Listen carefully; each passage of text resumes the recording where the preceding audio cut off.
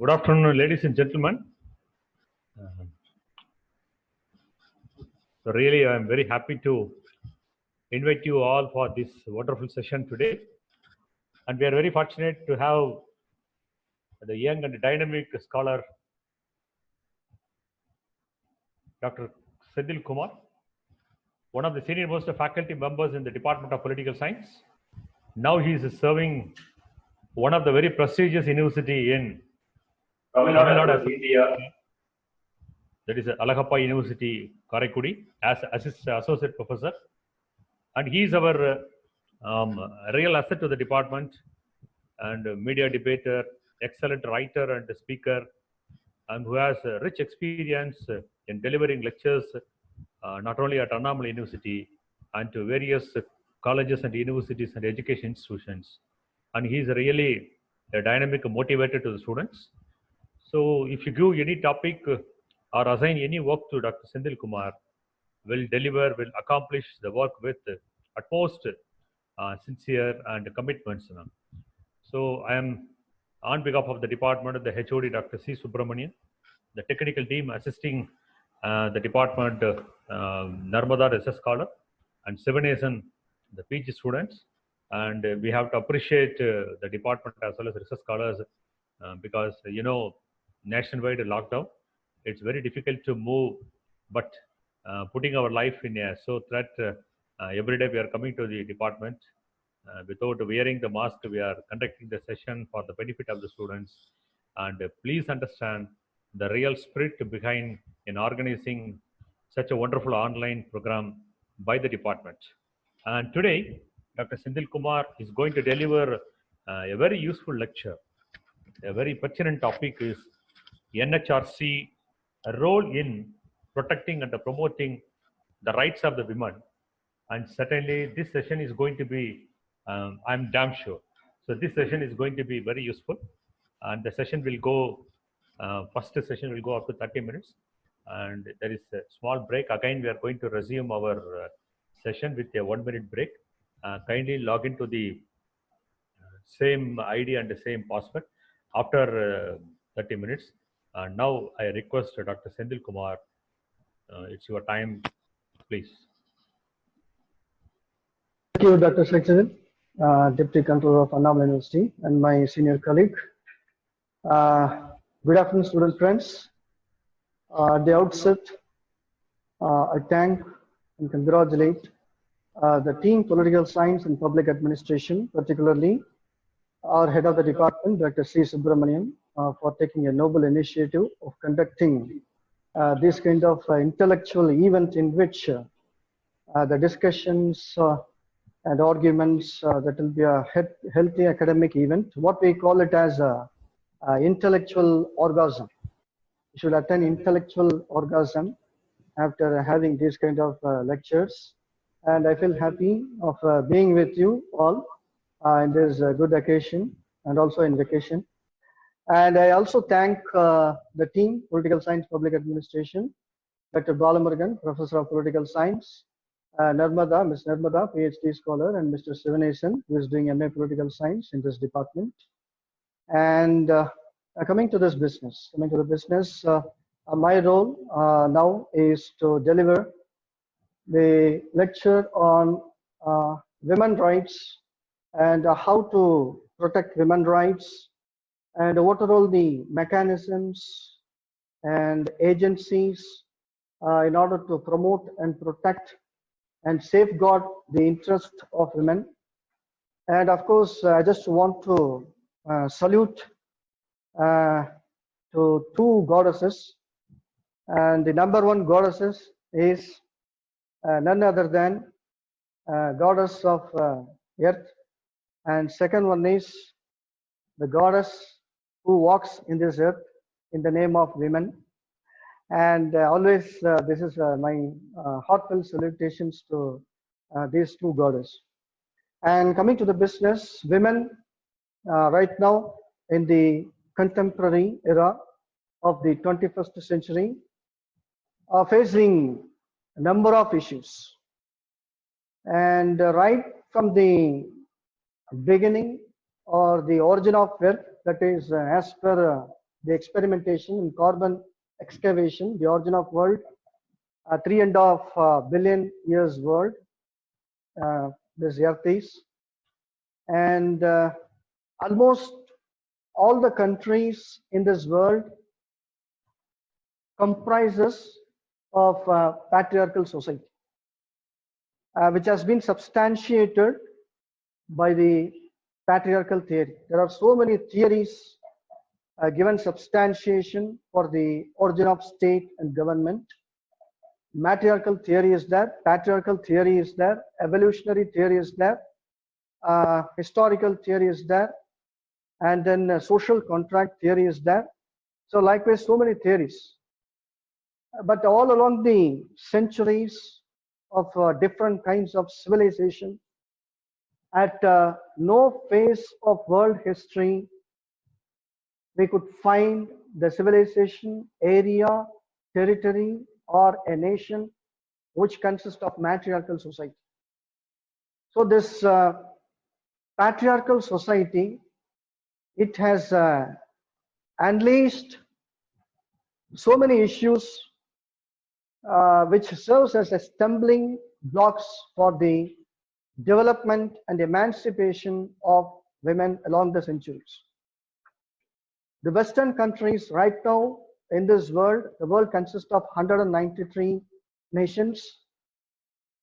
In these 193 nations, there are so many, several types of governments are there, and the different types of governments, different types of mechanisms in order to rule over the nation, to control the affairs of the people, to manage the relationship between the government and the people, and people to people interaction, so on and so forth. But the issues related with the women is same when we compared with the developing nations and the developed nations and underdeveloped nations. The domestic violence, there are so many issues related with women, particularly because it is a day-to-day problem, domestic violence. When we scrutinize upon the existence or the percentage of the prevalence of domestic violence, it is at the highest percentage in Thailand, the so-called westernized, modernized nation. And the problems against women is at the highest, or it touches zenith or peak in India. India is a well-cultured nation, well-civilized nation, having good number of epics, literatures, Mahabharata. Our political executives are outspoken in speaking about Mahabharata, Ramayana, and all religious values. Buddhism, it has got its origin. Zoroaster,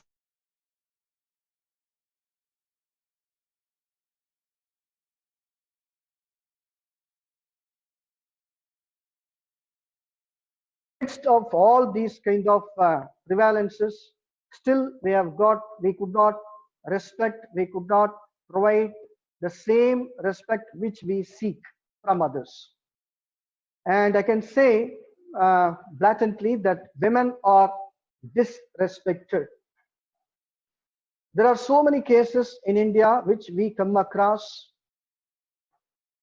and apart from having so many mechanisms and different types of governments, different types of measures, policies related with the women, until now it is not at all possible, or it is a difficult task to control the issues against women. So it is in this junction, I just want to give my own perceptions, my own views, my own experiences, which I come across for the past 17 years, not for the past 17 years, even from my birth onwards. It is only simply the attitude which we have got in our mind that is more important, to see women, to perceive women, to act towards women, and this all entirely depends upon our own attitude.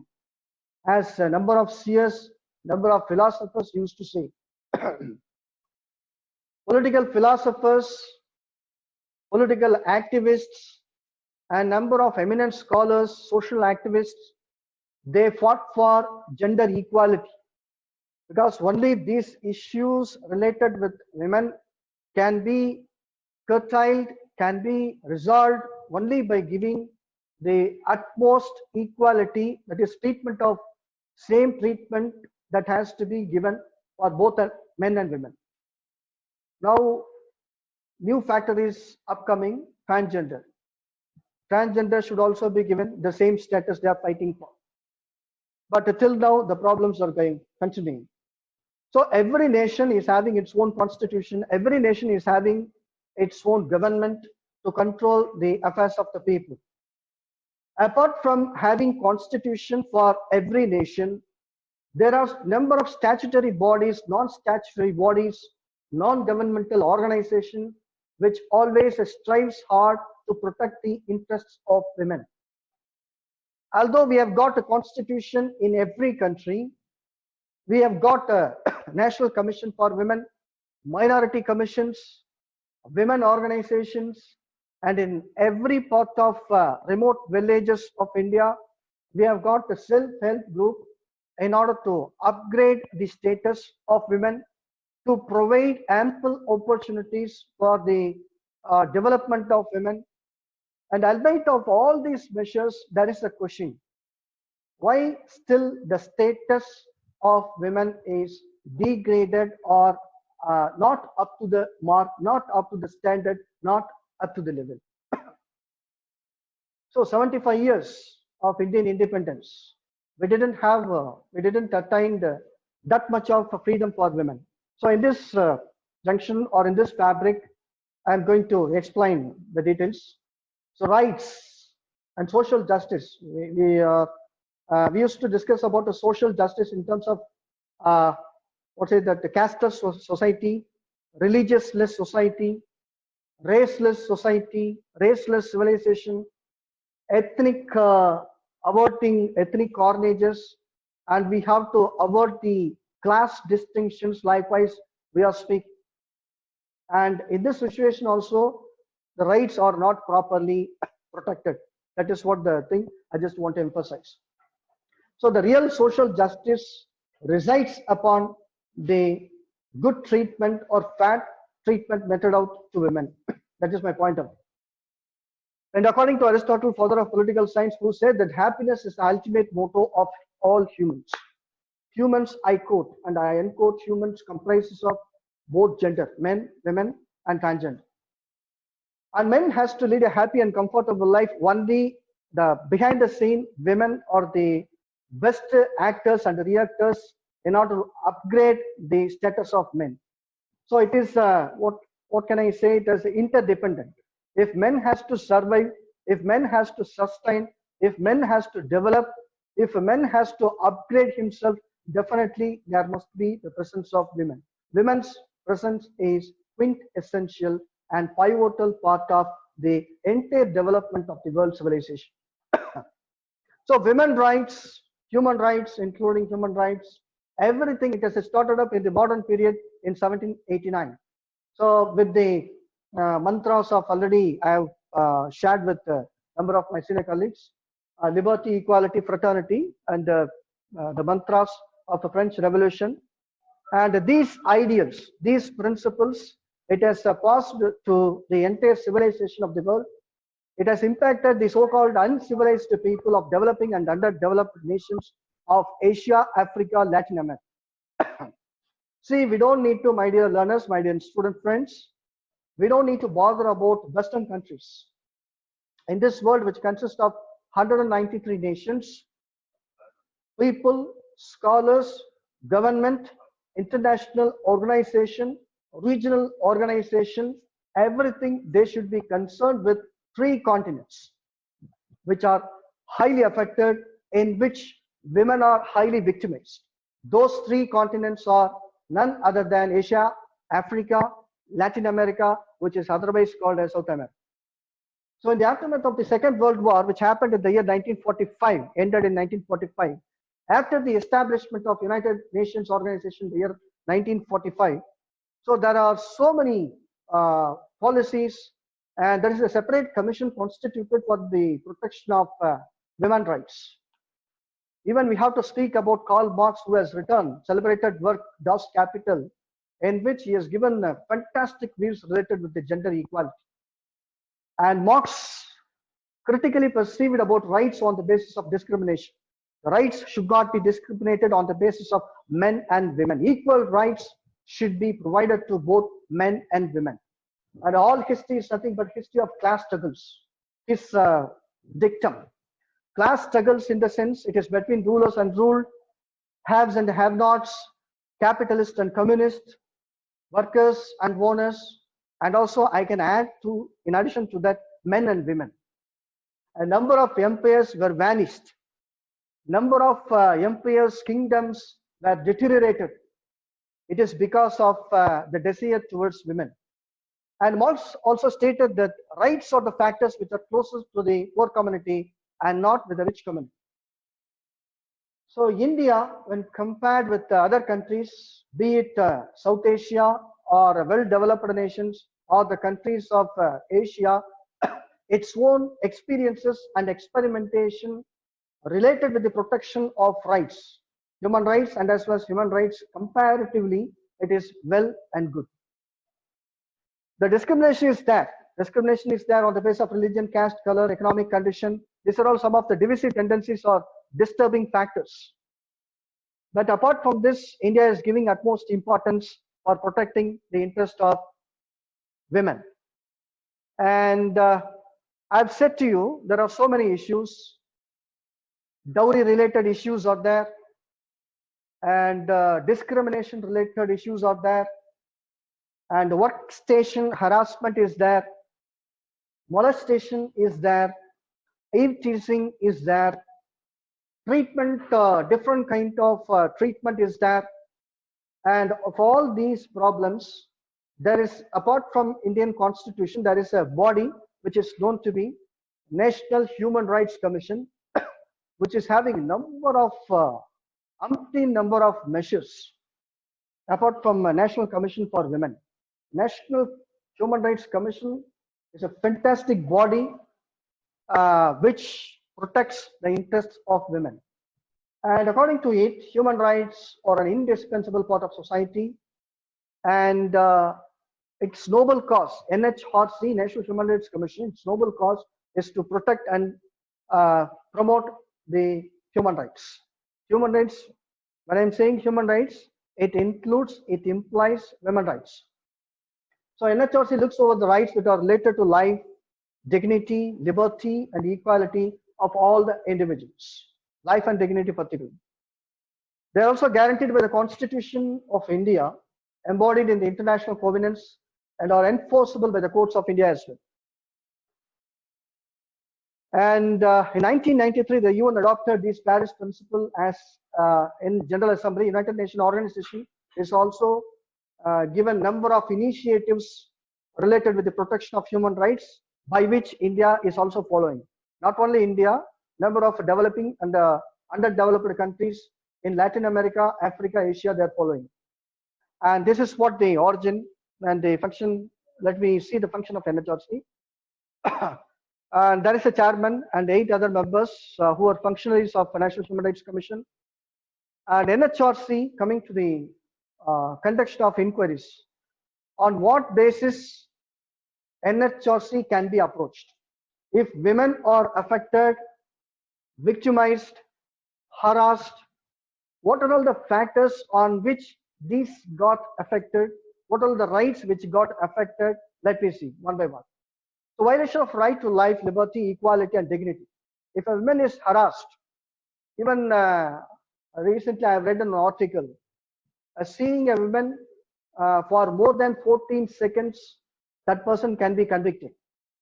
A woman can file a suit against a person, a man, who stares at a woman for more than 14 seconds. And women can also file a suit against a person if he is a neighbor, if he is not wearing any dress, if he is a bare-bodied. And there are a number of violations of international treaties to which India is a party: abetment of violation of human rights, by a public servant. If a public servant commits any mistakes, if a public servant is not doing his own duty, and the negligence of a public servant in prevention of human rights violations. And coming to the functions of NHRC, inquire into human rights violation on its own or on a petition by a victim or any person on his or her behalf. Intervene in any proceedings involving any allegation of violation of human rights pending before a court. And the NHRC also functions, they can make frequent visits to prisons and hospitals, juvenile homes. They can make a surprise visit to hospitals to study the living conditions of the inmates. And they can review the law and procedures for protection of human rights and make recommendations for their effective implementation. Although the Constitution is the protective body, ultimate body, the NHRC is the, as I said earlier, NHRC is a powerful body which can review, which can control the entire governmental function.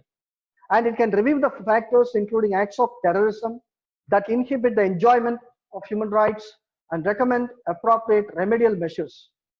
And it should study treaties and other international instruments in case United Nations organization is having any treaties or agreements. The NHRC can scrutinize those documents. It is such a powerful agency which can review the international covenants itself, whether it is accustomed, whether it can be accommodated towards our Indian society. So those kind of roles NHRC is playing. And it can also make recommendations for their effective implementation. And this NHRC, it can undertake and promote research in the field of human rights. See, every year, or in case if you apply for NHRC by writing a proposal to conduct a sensitization programs, seminars, conferences, or writing a proposal projects, everything the NHRC is giving funds. And it can also, its major function is to spread human rights literacy. And it encourages the efforts of non-governmental organizations and institutions working in the field of human rights. And compliance. Coming to the complaints, what are the basis of the complaints by which we can approach NHRC? And it deals entirely with the complaints. So any person or a group of person can submit and it will be registered a number. We can have a FIR in the police stations. We will be given one number, the case number, and either individual or group of persons can approach the NHRC. And I think there is no cost for registering a complaint. The commission asks for a report from the state government, and you can file a case even against the state government or any governmental machinery or functionary who didn't do his routine works, official works. And if required action is taken already, the case will be closed. And if violation is proved, the commission initiate proceedings, demand for immediate relief to the victim, approach Supreme Court or a High Court for implementation of its orders. So it can also direct to the courts. It can approach the apex court and as well as high courts of any state governments to implement its orders. So regarding armed forces, the commission asks for a report from central government, and if necessary, the government can be demanded with action taken report within 3 months. So the complaints, what is the nature of the complaint and how to, the language, anything. So it may be filed in English and also in Hindi, any languages which is stipulated in the 8th schedule. No fees charged.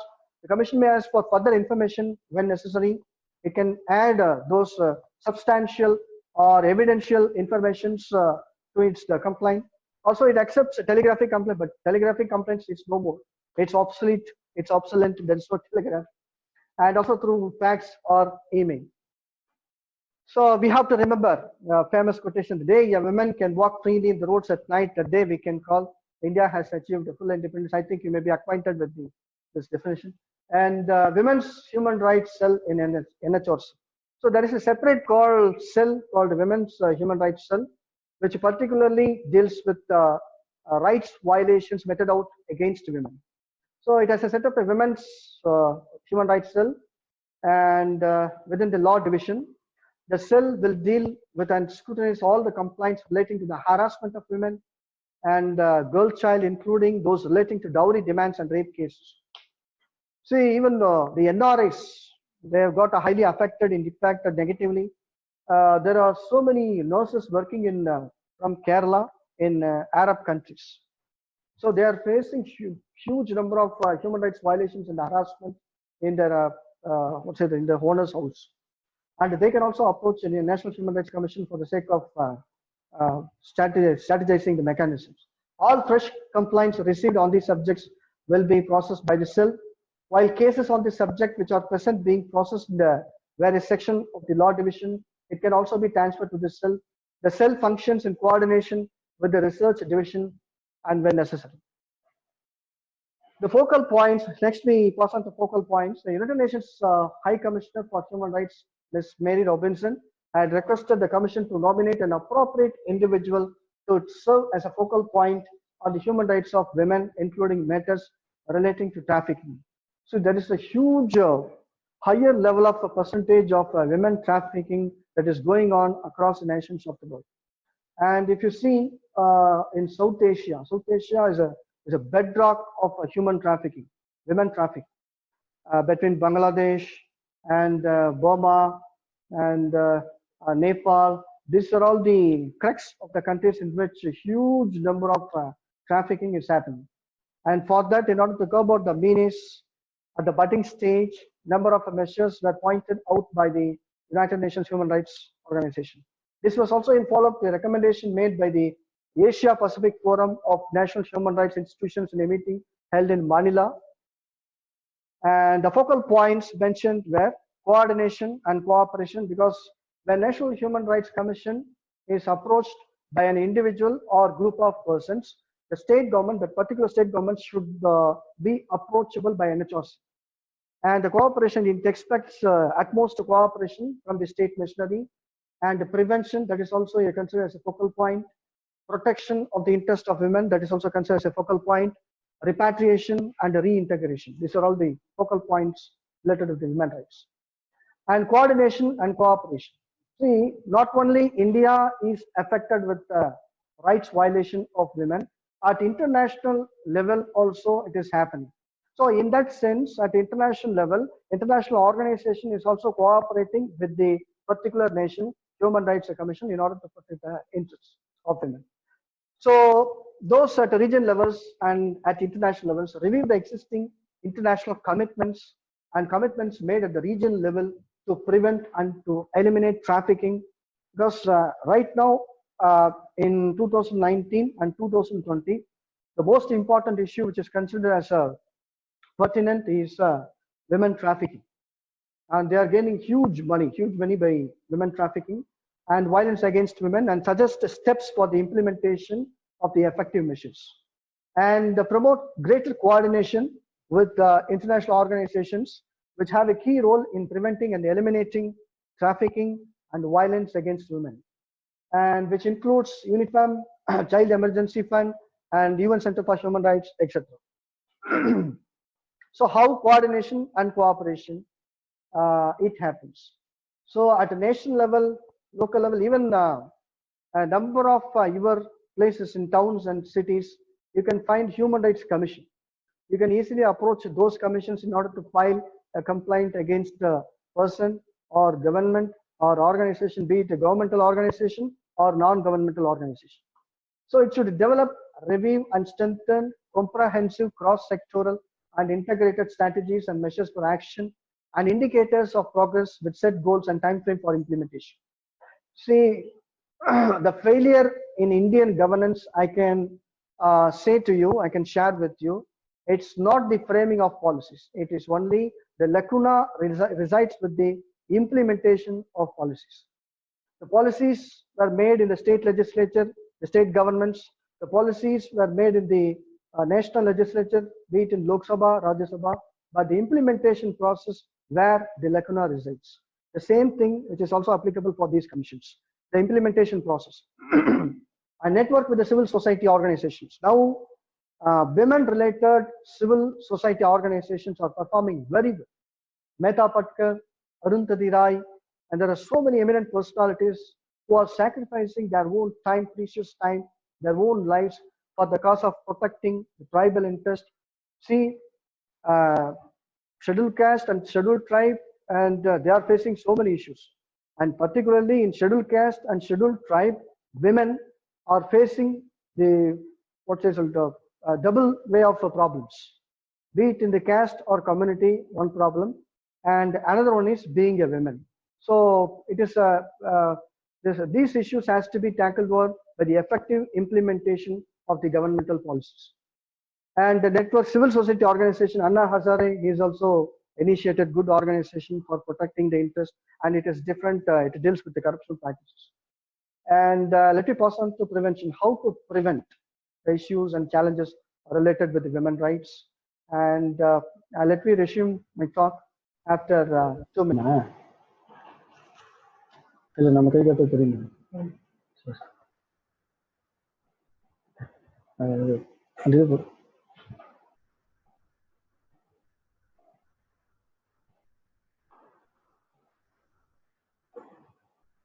So women-related civil society organizations has to be strengthened. Like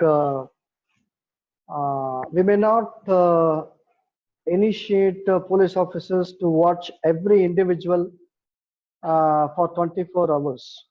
We cannot send the police officers. And even during the corona, they are saying they are initiated that we cannot watch, supervise all the individuals for 24 hours because we may not have such kind of police force. So likewise, the interests of women, rights of women, the status of women that can be protected by strengthening so many civil society organizations. We have got, fortunately, and supposedly we have got so many self-help groups in every village. So those those women has to be trained in human rights, and they have to be trained about the mechanism of National Human Rights Commission. They have to be imparted about how to approach court, how to approach police station, and how to file a complaint. Likewise, if they are getting good amount of orientation related with tackling the issues of women to protect the rights of women, then it will be good. Why I'm saying this, so many countries like recently in Yemen, Tunisia, Egypt, these are all the countries which were affected with a huge number of corruptional practices and one-upmanship dictatorship regimes which didn't have fair governance. So in those countries, they formed groups, civil society organizations in social networking sites. It is not at all possible in communist governments, only possible in democratic governments. So these civil society organizations, by having WhatsApp, sites, similar sites, they joined together and they fought against the iron-like regime, dictatorship regime. So those kind of similar policy measures and the policy formulations that can be followed by India also. And coming to protection, how to protect the interest of women.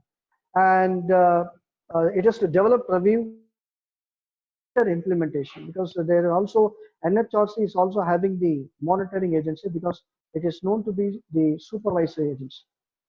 Not only it follows up the cases against a particular person, against a particular government, it is also supervising by its own functionaries and policies and programs to protect the rights of trafficked women as well as those being subjected to violence of different things.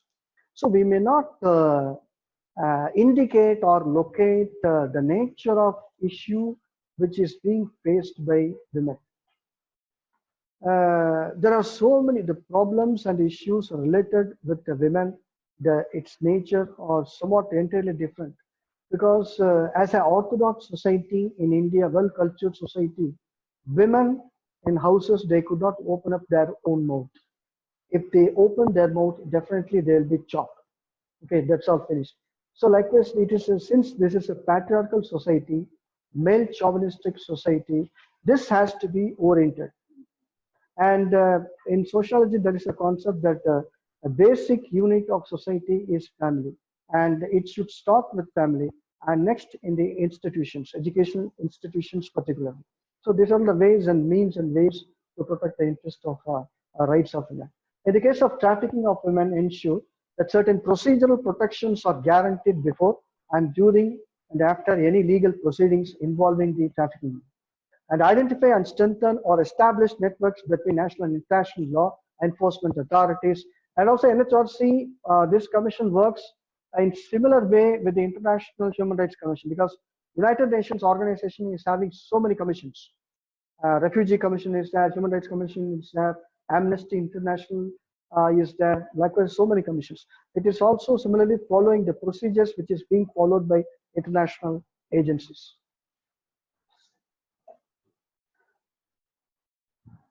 And the repatriation, another part of the function of repatriation and reintegration, take effective action to ensure a return of a trafficked women. Why we are concentrating upon trafficking? In the sense, now the issue is at the higher level, and to their home communities, and we should watch them as a safe and voluntary, suggest measures, programs to facilitate voluntary repatriation of trafficked women into their chosen communities, and should provide support to non-governmental organizations that have developed programs to assist in the safe repatriation and the reintegration of trafficked women. And suggest the provision of education skill training, because women now need skill training. And nowadays, it is a need of the hour that women should also participate in the public affairs. Women should also be employed. So that is a precautionary measure in order to protect the married life. In case women is a homemaker, definitely the problems are at a higher level. In case if she is employed, the companion, definitely they may have an eye upon the salary of women, and that will be considered as a protective measure. And employment assistance to traffic the women in order to prevent re-trafficking. Suggest suitable measures for recovery of women subjected to violence, including sexual harassment at workplace. And these are all some of the recommendations to strengthen the agency, review, amend or abolish laws, regulations and policies that discriminate against women to bring them in line with international human rights instruments. And there is no uniform civil code in India. There is no uniform civil code in India. Likewise, that is also considered as a failure for protecting and safeguarding the rights of women. At international level also, although there is international law, it cannot be implemented effectively because there is no world government. So likewise, India is also having safety mechanisms, the organizations, everything. But to follow up the agency, to follow up the functions of a particular organization, there is no international institution. So although there is international institution, it could not touch upon the particular issue because India is a sovereign nation. Every nation is a sovereign.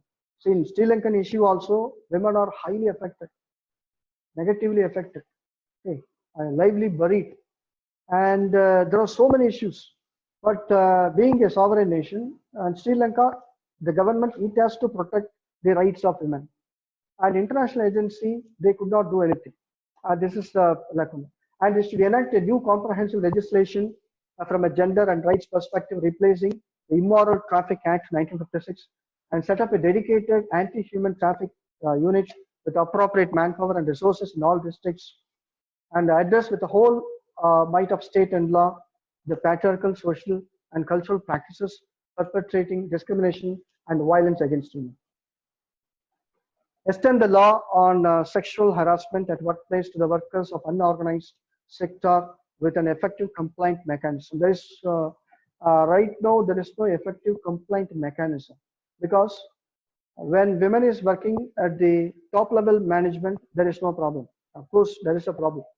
But being a subordinate, definitely there is no place for women to complain against the managerial positions. In managerial position also, they are coming across huge issues. So proper mechanism has to be maintained, and to regulate commercial surrogacy to protect the interests and rights of surrogate mother, undertake regular social auditing of institutions like Nari Niketan as a reaffirmation of the nation's commitment to gender equality and women's empowerment, adopt a Bill of Human Rights.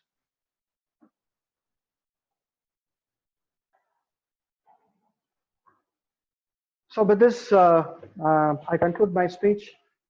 And to put it in a nutshell, we can say, just not more than 5 minutes, uh, gradually it needs gradual changes or the need of the hour. At any cost, women rights has to be protected. Mechanisms are there, procedural rules, regulations, norms are there. For the past 75 years, Indian independence, I'm speaking about our own nation, and where the lacuna resides. What are all the causes of the failure? We are calling ourselves as a well-civilized nation, and 2020 India is going to become a developer nation as jumped by so many stalwarts. And we are making our precious presence at international level in United Nations organization, regional organization, SARC and other organization. We are making our fantastic presence, and we are also influencing and impacting the international covenants, policies, commitments, and we are helping others, we are assisting others in terms of building good relations between the nations. But coming to our own country and where the fallacy resides, we have to think of it. Laws are there, mechanism are there. It has to be strengthened. And at last, we can say that unless and otherwise, each and every individual realizes and treats women as their own fellow humans or their family members, these problems cannot be tackled out. And with this, once again, my salutations to women and for their pertinent part for the development of the entire world civilization. Thank you, Jai Hind. Thank you, Dr. K. Sendil Kumar, that you have mesmerized every participants of this online course. And indeed, we are very fortunate to listen preparation, your lecture by substantiating the relevant data. And hope that everyone who is attending the session. Now only the justice was given, sir. Why our justice system is very slow, sir? And I ask you another question, sir. Just before last week, sir, in Tamil Nadu also the one girl was burnt by some culprits, sir. Why there is less awareness among the people, sir? Although we have that human rights commission and women's rights organizations, why there is less awareness, sir? Please tell, sir. Thank you, sir. Very sensitive issue indeed. Yes, Good sir. question. Well, the justice system, it is having its own procedures. See, be it if it is monarchical regime, okay, monarchical regime like in France, French Louis XV, when people, the elected people asked King Louis XV, what is the purpose of state? He said, I am the state. So such kind of dictatorial regime, it can immediately implement the law.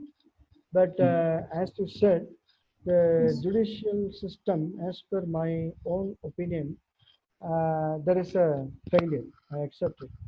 Okay, I accept it. There is a failure. But procedures, it differs.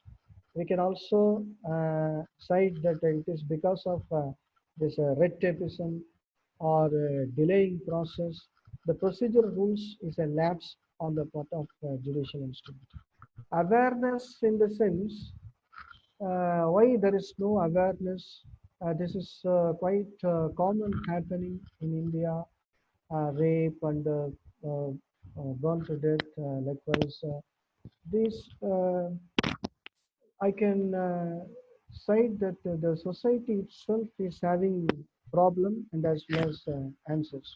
So people's perceptions, particularly the opposite sex, okay, their perceptions are related with women, and this has to be changed. That is what I said in the lecture. It has to start from the family, and we have to think that is the persons who commit the wrongdoings. They have to think in terms of their own family members. If this change of heart, change of mind is there, if it is inculcated, then we may expect good change.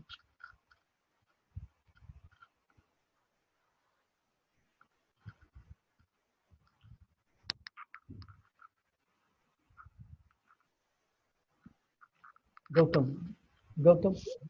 Good afternoon, sir. Please.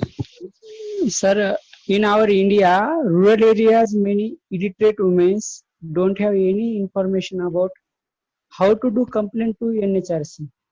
So, any special provision for them, sir? That is what the e-governance nowadays they are performing very well, and in each and every village panchayat they are having certain groups and which orients about the e-governance. It is also happening via self-help group. They are also participating. And now you see the degree of e-governance is ever increasing, and we may expect that the problems will be getting reduced in the yes. Okay.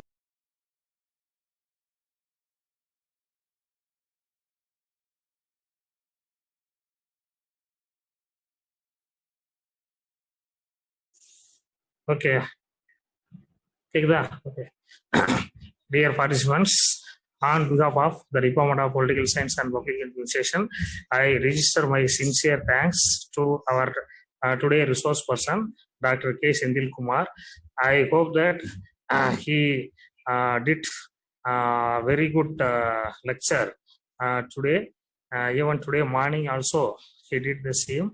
On behalf of the department, once again, I thank to this resource person and our technical team consisting of Dr. P. Shaktil sir, Palamurugan sir, Narmada, and Seven Nation.